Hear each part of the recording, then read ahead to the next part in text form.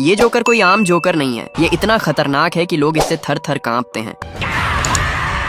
ये बच्चों के हाथ काटकर उन्हें जिंदा चबा जाता है।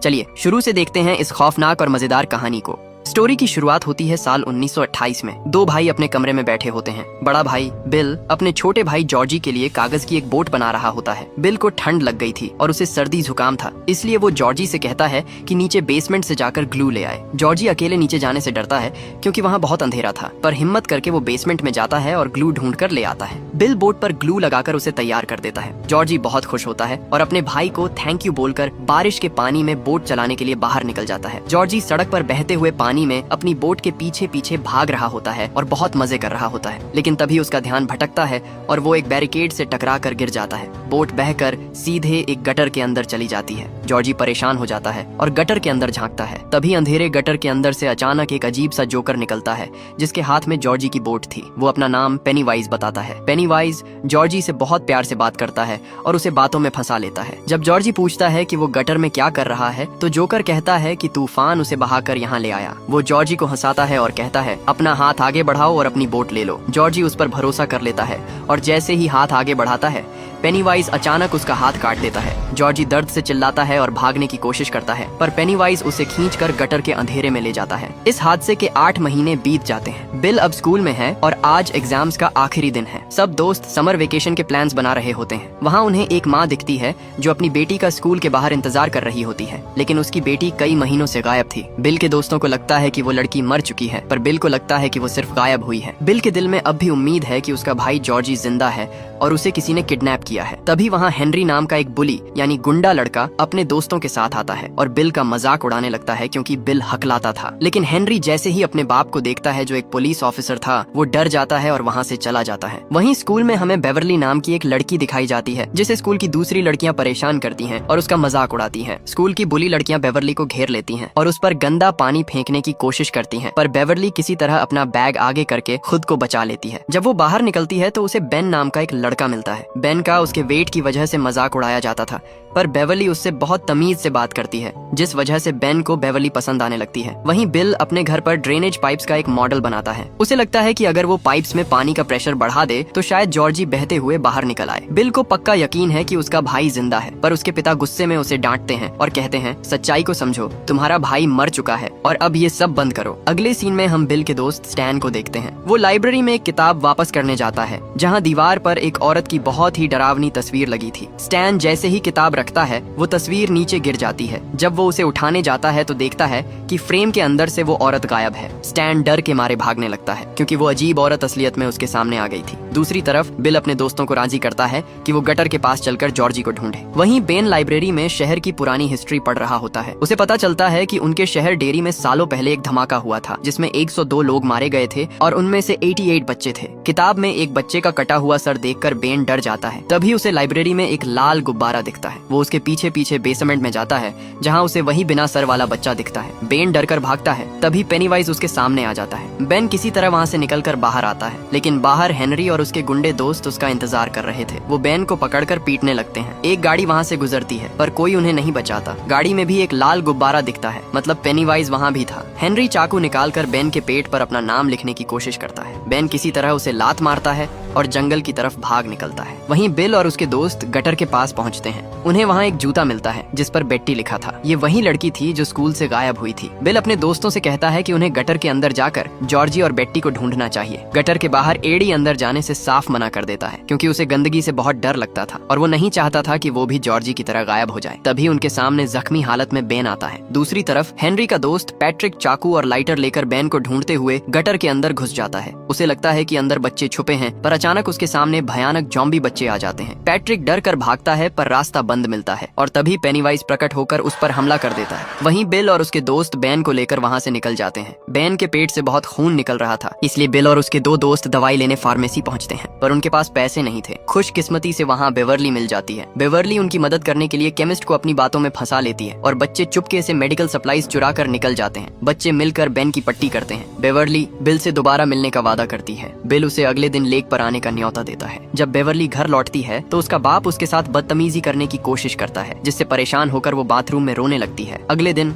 सब दोस्त झील पर खूब मस्ती करते हैं। तभी रिची देखता है कि बेन के पास शहर के पुराने धमाके की काफी जानकारी है। बेन बताता है कि उस हादसे के बाद से शहर में बच्चे गायब होने का सिलसिला रुक ही नहीं रहा। डेरी शहर में बच्चों के गायब होने और कत्ल होने की तादाद पूरे अमेरिका में सबसे ज्यादा है। बेन सबको अपने घर ले जाता है और दिखाता है कि कैसे सालों से यहाँ लोग गायब हो रहे हैं। एक पुराने वेल के पास खून से सना कपड़ा मिला था, जिससे बिल को उस जगह जाने का शौक जागता है। जब एडी अपने घर जा रहा होता है तो रास्ते में उसे एक पुराना जला हुआ सुनसान घर दिखता है। घर का दरवाजा अपने आप खुलता है और अंदर से पेनीवाइज की आवाज आती है। एडी घबराकर अपनी माँ की दवाइयाँ गिरा देता है। जब वो उन्हें उठाने झुकता है तो एक डरावना ज़ॉम्बी उसे डराने लगता है और डर के मारे एडी उस पुराने सुनसान घर के अंदर घुस जाता है। एडी डर के मारे अंदर भागता है, पर सामने उसे ढेर सारे लाल गुब्बारे दिखते हैं। पेनीवाइज उन गुब्बारों के पीछे खड़ा होकर कहता है, कहाँ जा रहे हो? आओ मेरे साथ जुड़ जाओ। एडी बुरी तरह चीखता है और वहाँ से जान बचाकर भाग निकलता है। वहीं बेवर्ली जब अपने घर पहुँचती है तो उसे अपने बैग में एक लव लेटर मिलता है। उसे लगता है कि ये लेटर बिल ने लिखा है, पर असल में वो बेन ने लिखा था। तभी उसे वॉश बेसिन के छेद से एक बच्चे की रोने की आवाज आती है जो मदद मांग रहा था। बेवर्ली एक टेप मेजर लेकर उस छेद के अंदर डालती है, पर जब वो उसे बाहर खींचती है तो उसमें खून और गंदे बाल लिपटे होते हैं। वो बाल अचानक बेवर्ली के हाथ को जकड़ लेते हैं और उसे नीचे खींचने लगते हैं। तभी छेद से खून का एक भयानक फव्वारा निकलता है और पूरा बाथरूम खून से भर जाता है। बेवर्ली की चीख सुनकर उसका बाप अंदर आता है, पर उसे कुछ दिखाई नहीं देता। वो कहता है, कैसा खून? मुझे तो कुछ नहीं दिख रहा। इसका मतलब वो खून सिर्फ बेवर्ली को दिख रहा था। उसका बाप उसे डांट कर चला जाता है। दूसरी तरफ बिल को नींद नहीं आ रही होती। वो देखता है कि जॉर्जी के कमरे की लाइट अपने आप जल गई है। उसे अपने भाई की याद आती है और वो रोने लगता है। वो खुद को जिम्मेदार मानता है क्योंकि उसी ने वो कागज की बोट बनाई थी। तभी उसे घर में किसी के चलने की आवाज आती है और फर्श पर खून के निशान दिखते हैं। बिल उन निशानों का पीछा करते हुए बेसमेंट में जाता है जहाँ उसे जॉर्जी दिखता है,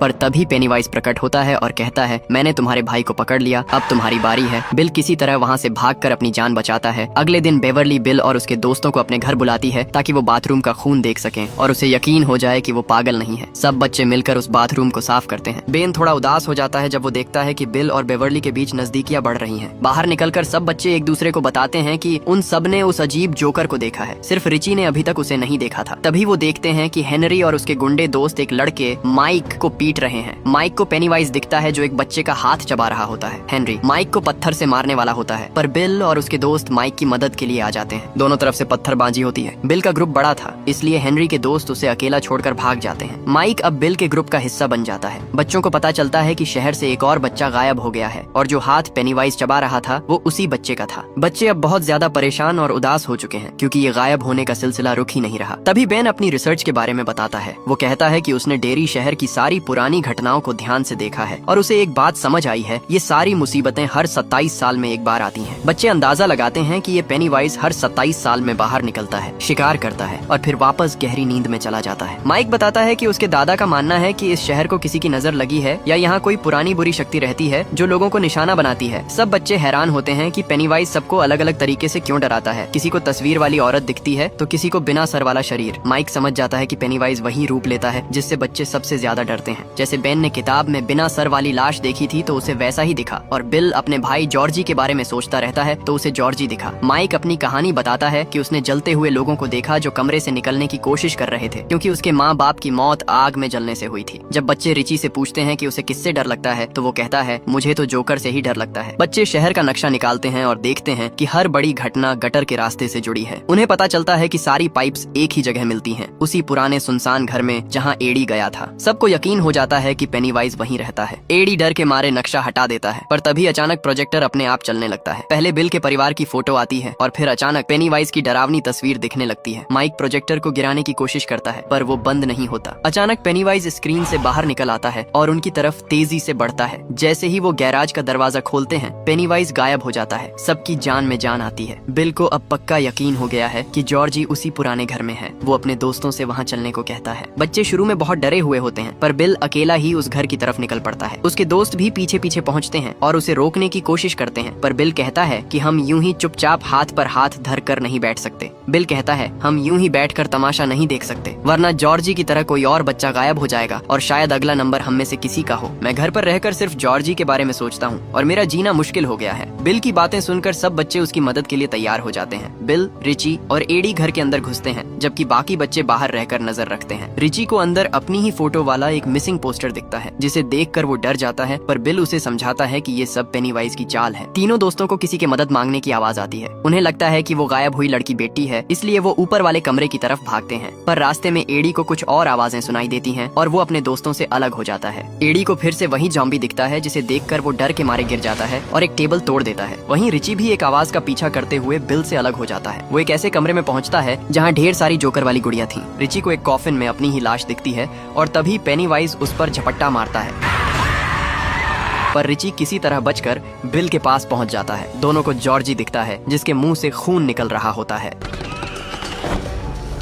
उनके सामने 3 दरवाजे आते हैं। एक दरवाजा खोलने पर उन्हें बेट्टी मिलती है जिसका आधा शरीर कटा हुआ था। बिल रिची को समझाता है कि ये सब सिर्फ वहम यानी इल्यूजन है और असली नहीं है। दूसरी तरफ गिरने की वजह से एडी का हाथ टूट गया था। पेनीवाइज उसके पास आता है और अपना भयानक मुंह खोलकर उसे खाने ही वाला होता है कि तभी बिल और रिची वहां पहुंच जाते हैं। पेनीवाइज बिल पर हमला करने की कोशिश करता है, पर बेवर्ली पीछे से आकर उस पर एक तीखी चीज से हमला कर देती है। पेनीवाइज जख्मी हो जाता है। वो बेन के पेट पर एक खरोंट मारता है और भागकर वेल के अंदर चला जाता है। सब बच्चे डरकर घर से बाहर निकल आते हैं। एडी की माँ वहाँ पहुंचकर बहुत गुस्सा होती है क्योंकि एडी का हाथ टूट गया था। वो दोस्तों को धमकी देती है कि आज के बाद कोई एडी से बात नहीं करेगा और उसे लेकर चली जाती है। बिल अपने दोस्तों से कहता है, मैंने पेनीवाइज को कुएं में जाते देखा है, अगली बार हम पूरी तैयारी के साथ जाएंगे। पर स्टैन और रिची साफ मना कर देते हैं। उनका कहना है कि वो मरना नहीं चाहते और इस चक्कर में एडी और बेन की जान जाते जाते बची है। सब दोस्त बिखरने लगते हैं। रिची गुस्से में बिल से कहता है कि वो अपने भाई को नहीं बचा सका, इसलिए अब अपनी जान बचाने की कोशिश करे। दोनों के बीच काफी बहस होती है और बात मार पीट तक पहुंच जाती है। बाकी दोस्त उन्हें शांत करवाते हैं, पर नतीजा ये निकलता है कि सब डर के मारे अलग हो जाते हैं और अपनी अपनी पुरानी जिंदगी में लौट जाते हैं। वक्त गुजरता है और अब हम हेनरी को देखते हैं जो बंदूक चलाने की प्रैक्टिस कर रहा है। वो अपने दोस्त से कहता है कि एक बिल्ली को पकड़े ताकि वो उस पर निशाना लगा सके, पर तभी उसके पापा वहाँ आ जाते हैं। हेनरी के पापा उसे सबके सामने बहुत डांटते हैं और जमीन पर गोली चलाकर उसे डराते हैं ताकि सबको पता चल जाए कि हेनरी एक डरपोक है। हेनरी बहुत शर्मिंदा महसूस करता है। तभी उसे मेल बॉक्स पर एक लाल गुब्बारा दिखता है जिसके अंदर एक चाकू होता है जो पेनीवाइज ने उसके लिए भेजा था। हेनरी घर के अंदर जाता है और टीवी पर चल रहे कैरेक्टर्स की बातों में आकर अपने सोते हुए पिता का खून कर देता है। दूसरी तरफ बेवर्ली बिल से मिलने के लिए घर से निकलने वाली होती है, पर उसका बाप दरवाजा बंद कर देता है। उसे बेवर्ली का लड़कों के साथ घूमना और वो लव लेटर मिलना बिल्कुल पसंद नहीं आता। वो बेवर्ली के साथ बदतमीजी करने की कोशिश करता है, पर बेवर्ली हिम्मत दिखाती है और उसे मारकर बाथरूम में छुप जाती है। जब उसका बाप बाथरूम का दरवाजा तोड़कर अंदर आता है तो बेवर्ली उसके सर पर टैंक का ढक्कन मार देती है जिससे उसकी मौत हो जाती है। तभी पेनीवाइज वहाँ प्रकट होता है और बेवर्ली को किडनैप कर लेता है। बिल को जब लगता है कि बेवर्ली बहुत देर से नहीं आई तो वो उसके घर जाता है। वहाँ उसे बेवर्ली के बाप की लाश और पेनीवाइज का एक मैसेज मिलता है जहाँ लिखा होता है कि अगर उसे बचाने की कोशिश की तो मारे जाओगे। मगर बिल डरता नहीं है। वो तुरंत अपने दोस्तों से बात करता है। सबको एहसास होता है कि अगर वो साथ नहीं आए तो जोकर एक एक करके सबको मार डालेगा। बच्चे तैयार होते हैं। माइक अपने साथ एक कील चलाने वाली गन लाता है और सब उसी पुराने घर पहुँचते हैं। हेनरी पीछे से उन पर नजर रख रहा होता है। बच्चे घर के अंदर कुएं यानी वेल तक पहुंचते हैं और रस्सी के सहारे नीचे उतरते हैं। नीचे बेवर्ली को होश आता है और वो देखती है कि वो उन बच्चों की लाशों के बीच है जिन्हें पेनीवाइज ने मारा था। वो वहाँ से भागने की कोशिश करती है पर पेनीवाइज उसे पकड़ लेता है। बेवर्ली कहती है, मैं तुमसे नहीं डरती। पेनीवाइज कहता है, मैं तुम्हें डरा कर रहूंगा, और अपना भयानक मुंह पूरा खोल देता है। पेनीवाइज के मुंह से एक बहुत तेज रोशनी निकलती है और बेवर्ली बेहोश होकर हवा में तैरने लगती है। ये पेनीवाइज की एक शक्ति है जिससे वो लोगों को डर के जाल में फंसा लेता है। वहीं ऊपर माइक के अलावा बाकी सब बच्चे कुएं में उतर चुके होते हैं। तभी हेनरी वहाँ आ जाता है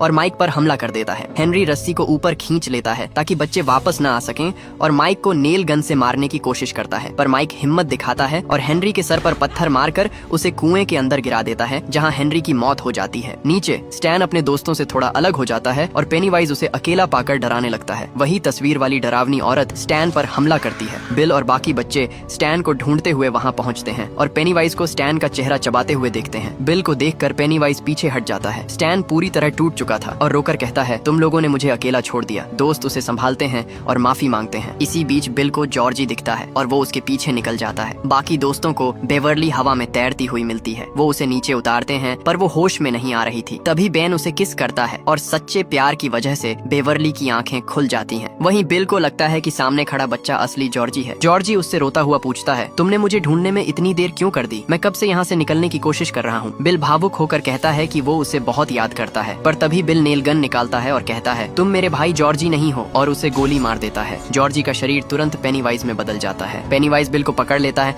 और बाकी बच्चों को धमकी देता है, अगर तुम सब अपनी जान बचाना चाहते हो तो बिल को मेरे पास छोड़कर यहाँ से चले जाओ। मैं 27 साल के लिए सो जाऊंगा और तुम लोग सुकून से रह पाओगे। बिल अपने दोस्तों से कहता है कि वो चले जाए, पर दोस्त साफ मना कर देते हैं। एक एक करके सारे दोस्त पेनीवाइज पर टूट पड़ते हैं। पेनीवाइज उन्हें डराने के लिए अलग अलग रूप लेता है, पर बच्चे अब डर नहीं रहे थे। बेवर्ली उसे जोर से ठोकर मारती है और एहसास दिलाती है कि वो लोग अब उससे नहीं डरते, क्योंकि पेनीवाइज सिर्फ उन्हीं को मार सकता है जो उससे डरते हैं। इसलिए वो कमजोर पड़ने लगता है और वापस अंधेरे में गायब होकर 27 साल की नींद में चला जाता है। बिल को वहाँ जॉर्जी की वही पीली रेनकोट मिलती है। वो समझ जाता है कि उसका भाई अब कभी वापस नहीं आएगा और वो फूट फूट कर रोने लगता है। 1 महीने बाद सब दोस्त मिलकर वादा करते हैं कि अगर 27 साल बाद पेनीवाइज वापस आया तो वो सब भी वापस आएंगे और उसे हमेशा के लिए खत्म कर देंगे। आखिर में सिर्फ बेवर्ली और बिल बचते हैं। बेवर्ली बताती है कि वो अब अपनी मौसी के पास दूसरे शहर जा रही है। बिल उसे अपने प्यार का इजहार करता है और बेवर्ली भी उसे किस करके विदा लेती है। तो दोस्तों, ये था IT स्टोरी का फर्स्ट चैप्टर। अगर आपको इसका चैप्टर 2 चाहिए तो वीडियो को 10,000 लाइक्स कीजिए, या फिर 100 कमेंट्स। अगर आप लोग ये टारगेट पूरा करते हो तो मैं चैप्टर 2 ले आऊंगा। और कमेंट में लाल गुब्बारा जरूर सेंड करें ताकि मुझे पता चले कि आपको ये स्टोरी पसंद आया या नहीं।